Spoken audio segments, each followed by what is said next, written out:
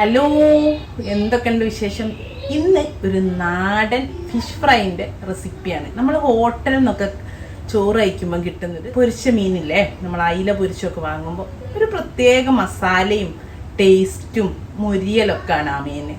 അതുപോലത്തെ ഒരു റെസിപ്പിയാണ്, ഫിഷ് ഫ്രൈ ആണ്. നമ്മളെ തവ ഫിഷ് ഫ്രൈ ആണ്, അയില വെച്ചിട്ടാണ് ചെയ്തത്. അപ്പോൾ എങ്ങനെയാണ് ചെയ്യാൻ നോക്കാം.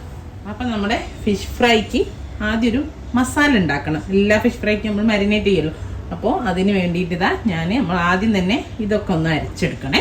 അപ്പോൾ ഒരു 5 ചെറിയുള്ളി ഉണ്ട്, അതുപോലെ ഒരു 6 വെളുത്തുള്ളി, കുറച്ചില കരിവേപ്പില, ഒരു പച്ചമുളക്. ഇതൊന്ന് നമുക്കൊരു മിക്സിൻ്റെ ജാറിലേക്ക് ഇട്ട് കൊടുക്കാം. നമ്മൾ 500 ഗ്രാം അയില കേട്ടോ മീനായിട്ട് എടുത്തിട്ടുള്ളത്.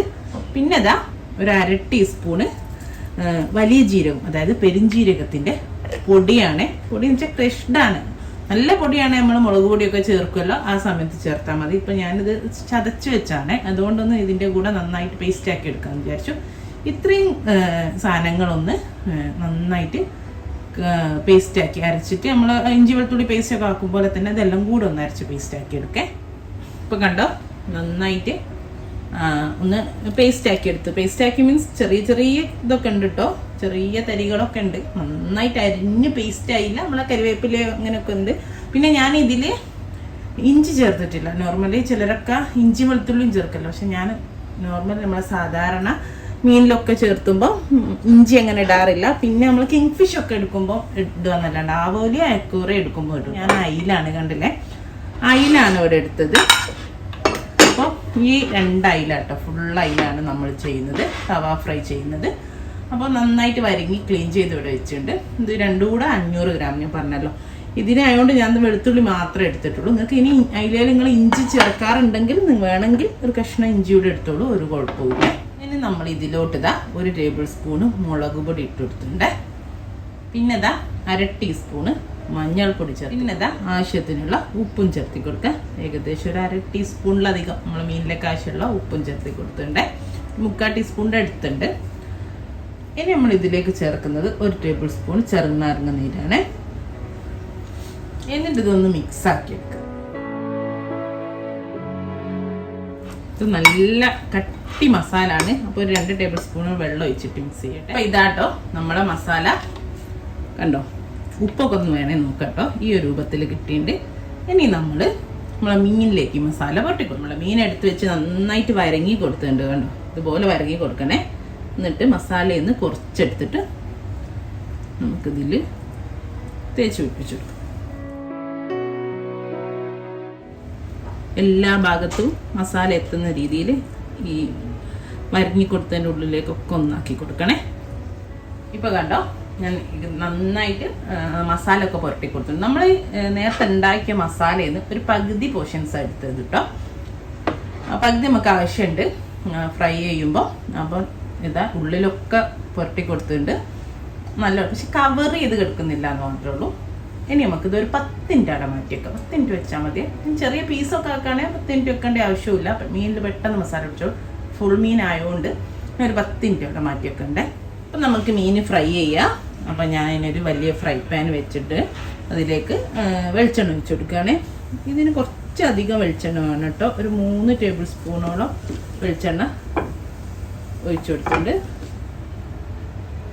അത്യാവശ്യം വെളിച്ചെണ്ണ വേണം, എന്നാലേ ഇതിന് ആ ഒരു ടേസ്റ്റ് വരും കറക്റ്റ് ആ മസാലക്കൊക്കെ. ഓക്കെ, നമുക്ക് വെളിച്ചെണ്ണയിലേക്ക് കറിവേപ്പില ചേർത്ത് കൊടുക്കാം. അപ്പോൾ നമ്മളെ വെളിച്ചെണ്ണ ഒക്കെ ചൂടായിട്ടുണ്ട്. നമ്മളെ മീനില്ലേ മസാല ഇട്ടേച്ച് അത് ഇതിലേക്ക് വെച്ച് ഈ പ്ലേറ്റിലുള്ള മസാല കൊണ്ട് മേലേക്കാക്കി കൊടുക്കേ. ഇതൊരു മീഡിയം ഫ്ലെയിമിലിട്ടിട്ട്, ഹൈ ഫ്ലെയിമിൽ വെച്ചാൽ പെട്ടെന്ന് കരിഞ്ഞു പോകും.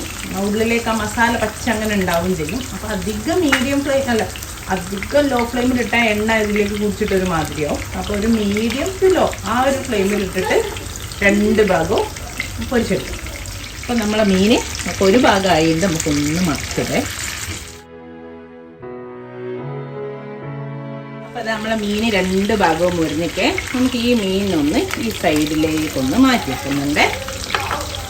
ഇത് നന്നായിട്ട് കുറച്ചൊക്കെ ഇനി 2 ഭാഗവും മീൻ മുരിഞ്ഞുണ്ടല്ലോ, നന്നായിട്ട് കുറച്ചിട്ട് നമ്മളെ മസാല ഇല്ലേ അതൊന്നിതാ ഞാനിപ്പോൾ മാറ്റി മീൻ്റെ ആ സൈഡിൽ ചെറിയ പീസാകുമ്പോൾ നല്ല ഈസി ആട്ടോ, 2 സൈഡിലേക്ക് നീക്കിയിട്ടാൽ മതി.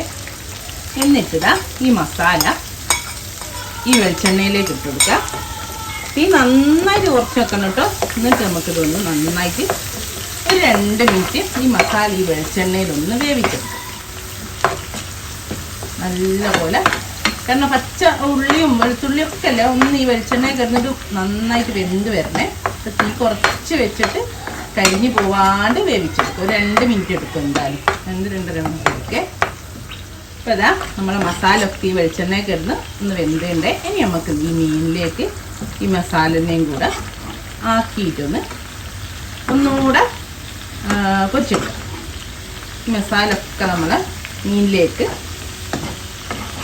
ആക്കി കൊടുക്കണേ. അപ്പോഴാണ് നമ്മളെ കറക്റ്റ് നല്ല ടേസ്റ്റ് ഉണ്ടാകുക നമ്മളെ മീൻ. എന്നിട്ട് തിരിച്ചും മറിച്ചും ഒക്കെ ഇട്ടിട്ട് ഒന്ന് മാറ്റിക്കൊടുക്കും.